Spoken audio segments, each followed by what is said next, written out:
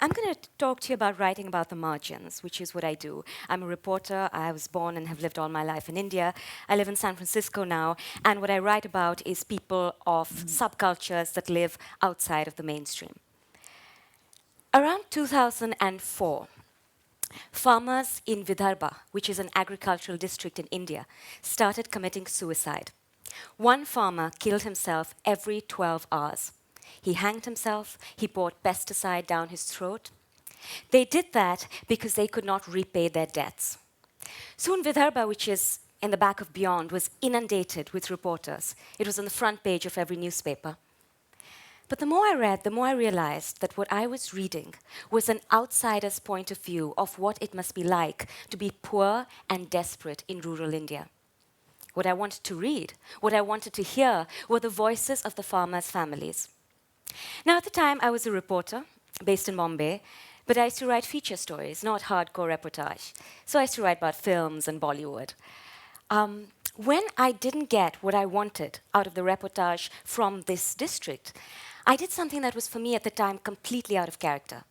I put aside whatever feature story I was writing, and I upped and went to Vidarbha.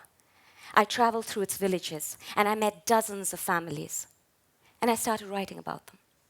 I wrote about them the way I had wanted to read about them, which is to say, every time I found myself editorializing, I pressed delete. I reminded myself it didn't matter what I thought, because my privileged observations, no matter how well-informed or sensitive, could never encompass what it means to live a hard, difficult life in a country where there is no limit to how hard and difficult life can be.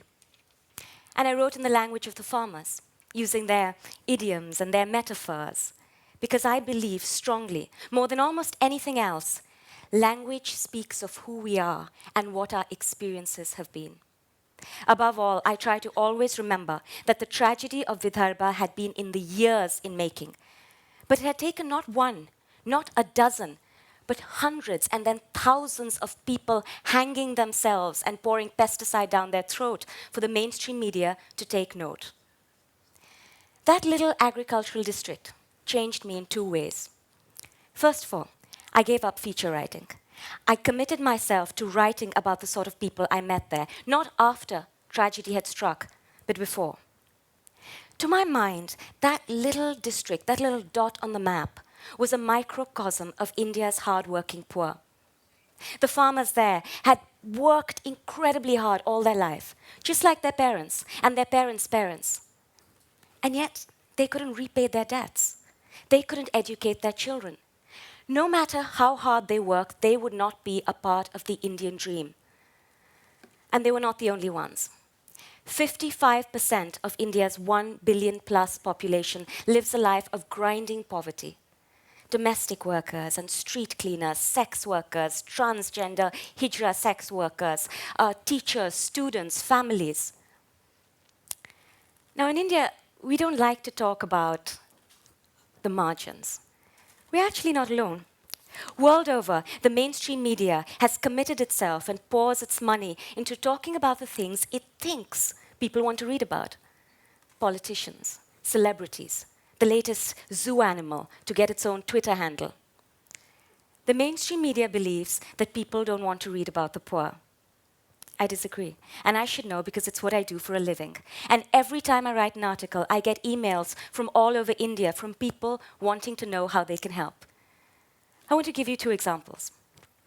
Just last month, I wrote an article for the New York Times' India website about the thousands of children from impoverished families who mysteriously disappear from Delhi every single year. Within days, the office of the Prime Minister of India had got in touch with the one non-profit I had mentioned in the article and asked to know how they can help. And my book, Beautiful Thing, which is translated into Dutch as Bombay Baby, was a book that I knew for a fact no one outside my family would read. It is a book about Bombay's dance bars, which is kind of interesting. But essentially, it's the story of how class, caste, and gender decimates the life of millions of women across India. And it's a book that did become a bestseller. Writing does and can make a difference, and people do want to read about the margins. Even if the lives of the poor a really reflection of how much we're willing to tolerate when it's not us who's suffering. But let's say that the mainstream media is right and we don't want to read about the poor. Then the problem lies, to my mind, not in the reading, but in the writing. A lot of writing about the margins concentrates on the things that make us different: the poverty, the tragedy, the despair. And of course, all of these things must be spoken of. But one of the things I've realized when I'm reporting is how easy it is for me to connect with the subjects that I'm reporting on. To give you an example, one of the most impoverished women I have met in recent times, a woman who's still in her late 30s, was born on a pavement on a Bombay street. She gave birth to each of her 7 children on that same pavement. And yet this woman, who you think I would have no connection with, knows, just like me, exactly what it is to crack a joke, laugh at a good joke, fall in love, fall out of love, have ambition, go to bed terrified that tomorrow she won't know what will happen to her. If we are to write about the margins in a way that makes people sit up and listen, we have to emphasize the similarities, because similarities are what bring us together. And if we are similar, then so are our needs, which puts spade to the theory that the poor don't have the same needs as we do. That a poor family living on a pavement wouldn't know what to do if we gave them a roof over their heads, or if we gave their children the opportunity to study instead of forcing them to send them to a rice mill or the fields or to work as domestic labor. They would know because we know. The other way in which I was changed by Vidarbha was in the way that I wrote. I could no longer hope to conceive of a story idea one day and have it published the next.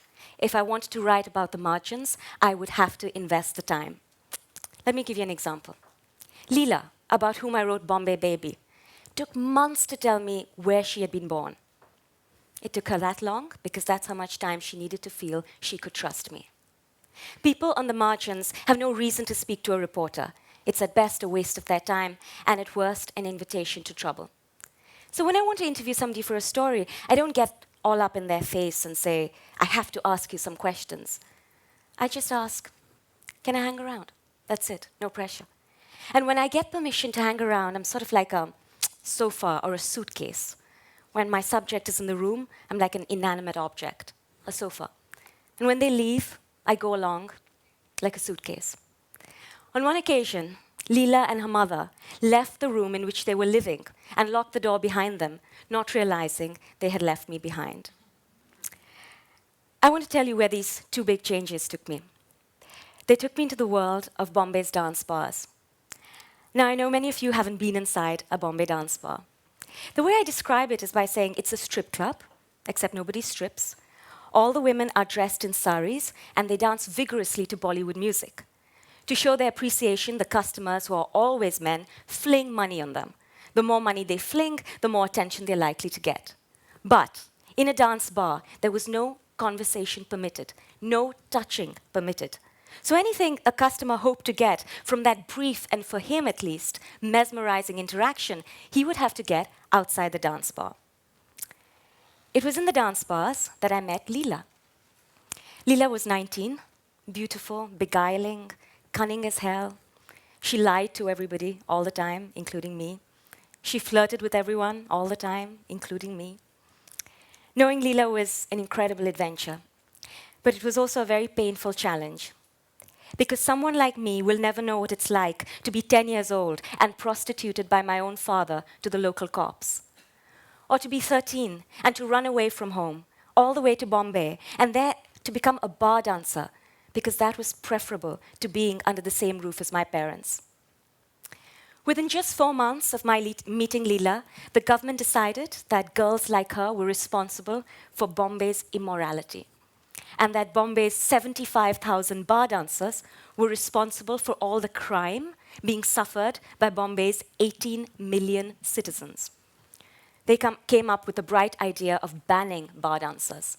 And the excuse they gave was that if they did ban it, Bombay would be clear of immorality and crime. I don't know if any of you have been to Bombay lately, but that did not work out. Basically, what the ban meant was that girls like Leela, who because of their class and caste had never had the opportunity to become literate or learn a skill, who had run away from home, and who had almost without exception been the victims of incest, rape, or gang rape, and who were becoming economically self-sufficient because of the bar, were thrown out of dance bars onto the streets and told to get a real job. Now, I still don't know, I have to admit, what the government meant by a real job. But I can tell you what happens when a girl like Leela tries to get a real job. No one will employ her because she's a bar dancer. So she ends up on the street selling her body. When she decides that she just can't do it anymore, the people who've hired her beat her so hard they almost break her jaw in two. I wrote Bombay Baby, which is a work of nonfiction, because I wanted people to know what it is that we do to our most helpless. Not just bar dancers, but millions of young women across India who are blighted because of their gender and their low caste. And for all the reasons I've mentioned, I wanted the book to be in Leela's words. But because I did that, something strange happened. This terribly tragic story refused to be terribly tragic. It's funny, it's happy, and that's because for everything that happened to her, Leela had an incredible capacity for happiness. She was happy getting drunk with her friends. She was happy getting drunk with people who weren't her friends. She was happy daydreaming about marrying her boss, who was already married, and spoke way too often about his bowel movements. People think that writing this sort of reportage is difficult, and it is. But it's also been the most fulfilling thing I have ever done. The most important lessons I have learned as an adult have been taught to me by the people I have interviewed. And it's because of who they are and what they go through that their lessons are so important. So before I conclude, I'd like to share with you the lesson I learned from Leela. Leela taught me, not through her words, but through her actions, every single day, and even on the darkest day, that no one can hand you defeat if you refuse to accept it. It's a pretty simple lesson. You would have thought that at my age I would have figured it out a long time ago. But let me tell you that when the person imparting that lesson is a 19-year-old girl who at several times in her life had no roof over her head, food on her plate, or money in her wallet, it is a lesson you are never likely to forget. Thank you.